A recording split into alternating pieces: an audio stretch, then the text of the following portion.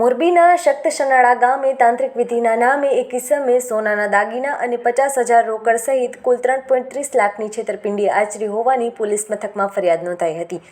જે ફરિયાદને પગલે પોલીસે આરોપીને ઝડપી લઈને સોનાના દાગીના સહિત કુલ 4.66 લાખનો મુદ્દામાલ જપ્ત કર્યો છે તેમજ અન્ય એક આરોપીને ઝડપી લઈને વધુ તપાસ ચલાવી છે।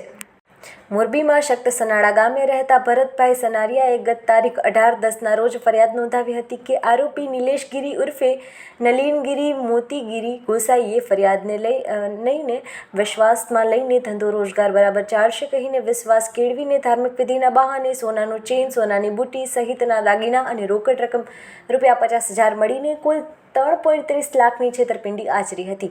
જે બનાવના મામલે સિટી એ ડિવિઝન પોલીસે ફરિયાદ નોંધાવીને આરોપીને ઝડપી લીધો હતો। સિટી એ ડિવિઝન પોલીસ સ્ટેશન ખાતે આ કામના ફરિયાદી શ્રી ભરતભાઈ નરસિંહભાઈ સનારિયા રહે મોરબીનાઓએ પોતાની ફરિયાદ જાહેર કરેલ હતી કે આ કામના આરોપીઓએ તાંત્રિક વિધિ કરવાના બહાને પોતાને વિશ્વાસ કેળવી અને તેમની પાસેથી સોનાના દાગીના, રોકડ રકમ વગેરે મળી ₹3,30,000નો મુદ્દામાલ પડાવી લીધેલ હતો।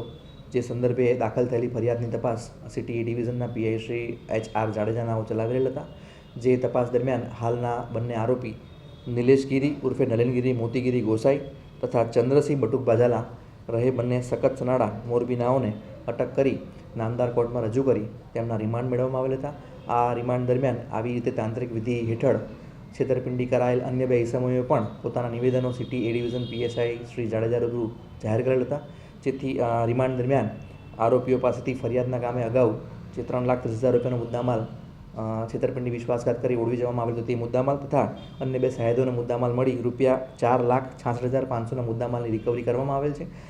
આપના માધ્યમથી હું નગરજનોને અપીલ કરું છું કે આ જે ઠગ ઇસમો છે તેઓએ તેમની સાથેથી પણ આવી છેતરપિંડી વિશ્વાસઘાત કરેલ હોય તો તેઓ સિટી એ ડિવિઝન પીઆઈ શ્રી જાડેજા તથા આઈઓ શ્રી HR જાડેજા રૂબરૂ જઈ પોતાનું નિવેદન જાહેર કરી ન્યાય મેળવી શકે છે।